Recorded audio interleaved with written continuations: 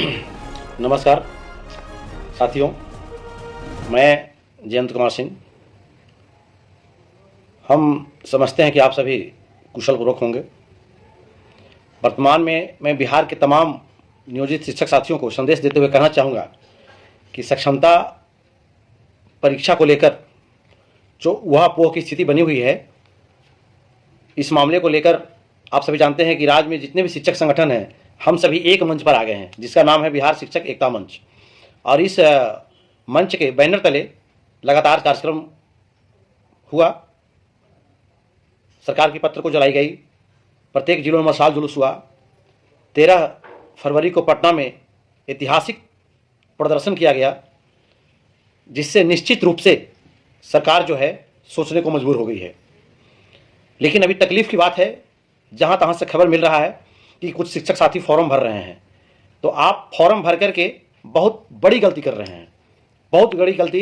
शायद आप अपने आप को भी माफ़ नहीं कर पाएंगे जीवन में, क्योंकि एक तरफ हम तमाम शिक्षक नेतृत्व करने वाले बिहार के तमाम शिक्षक साथी सड़क उतर करके आंदोलन कर रहे हैं, सर में कफन बांधकर सरकार से आमने सामने हैं। और यदि कुछ लोग फॉर्म भर रहे हैं तो निश्चित रूप से गद्दारों की पंक्ति में हैं। और मैं स्पष्ट शब्दों में बताना चाहूँगा कि वैसे लोग जो फॉर्म भर के सोच रहे हैं कि हम अपनी बहादुरी है, हम चुपके चुपके काम करके निकल गए, यह आपकी गलत सोच है। मैं आपसे बताना चाहता हूँ कि जो भी शिक्षक फॉर्म भरे हैं, उनका नाम शिक्षक के इतिहास में काले अक्षरों में लिखा जाएगा, गद्दारों में लिखा जाएगा। पहले तो आप लोग कहते थे कि पूरा संगठन अलग अलग है, कई संगठन है, संगठन एक मंच पे नहीं आ रहा है। अब तो भाई आप तमाम शिक्षकों के आग्रह पे हम जितने भी संगठन थे, अपने हर बात को त्याग कर, कोई किसी के पास ईगो नहीं, सब ने एक दूसरे का हाथ पकड़ा, एक दूसरे से गले लगाया और एक साथ मिलकर हम लोग सरकार को चुनौती दे रहे हैं। फिर आप फार्म क्यों भरने लगे? इसलिए फार्म भरने वाले जो भी साथी हैं, आप सावधान हो जाएं, आप गलत कर रहे हैं। आप शिक्षक इतिहास का जो आंदोलन है, उस आंदोलन में आपका नाम गद्दारों में लिखा जाएगा। आप आंदोलन को कमजोर करने में लगे हुए हैं, चुपके चुपके फार्म भर रहे हैं, कैफे में जाके जहां तहां देख रहे हैं, पता नहीं चल रहा है। सबका डिटेल्स निकल गया है जिला में, प्रत्येक जिला से डिटेल्स निकलवाए हैं हम लोग, कौन शिक्षक कितना फॉर्म भर रहा है। चलिए, मैं सब जो फॉर्म भर दिए हैं, मैं उनसे आग्रह करना चाहूंगा कि आप फॉर्म भर के पहली गलती किए, अभी भी आपके पास मौका है कि यदि फॉर्म भर भी दिए हैं तो आप उस फॉर्म को जमा नहीं करें, अगली कार्रवाई उस फॉर्म पर नहीं करें। आपका नाम बहादुरों की श्रेणी में रहेगा, अभी भी कुछ नहीं बिगड़ा है। और मैं अभी तक जो संगठन के आह्वान पर अपने हिम्मत, ताकत और धैर्य का जो परिचय देते हुए शिक्षक फॉर्म नहीं भरे हैं, मैं वैसे तमाम बिहार के शिक्षक साथी, शिक्षिकाएं, बहनों को चरण स्पर्श करता हूं।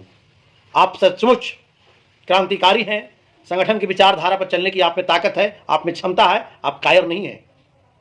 मैं बार बार आप लोगों का नंदन वंदन और अभिनंदन करता हूं।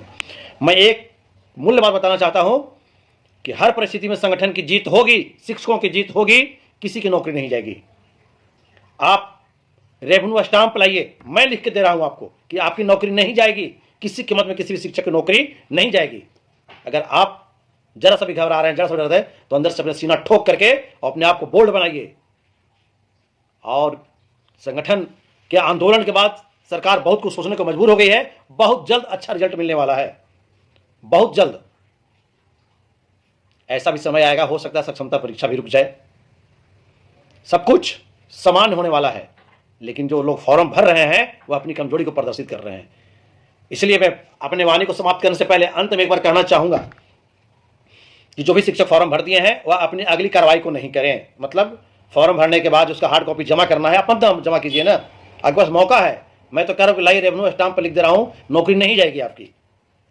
क्यों जबरदस्ती फॉर्म भर करके और नई नौकरी में जाने के लिए सोच रहे हैं? 20 साल और 10 साल से नौकरी कर रहे हैं, हम लोग भी दक्षता और पात्रता का परीक्षा बिहार विद्यालय परीक्षा समिति से ही दिया है।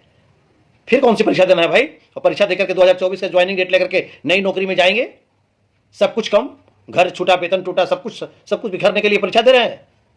इससे तमाम साथियों से निवेदन है कि मेरी बातों को गंभीरतापूर्वक सुने और ध्यान दें।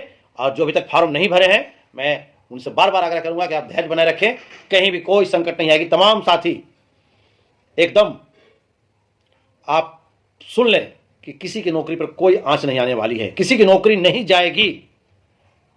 और जो फॉर्म भर दिए हैं उनसे मैं आग्रह करना चाहूँगा कि आप फार्म को हार्ड कॉपी नहीं जमा करें। बहुत जल्द आप लोगों के बीच खुशखबरी आने वाली है और खुशखबरी हम लोग देंगे दिन रात। ऐसा नहीं कि आंदोलन जब होता है तो आंदोलन में ही हम लोग सिर्फ दिखते हैं मंच पे और लगते हैं।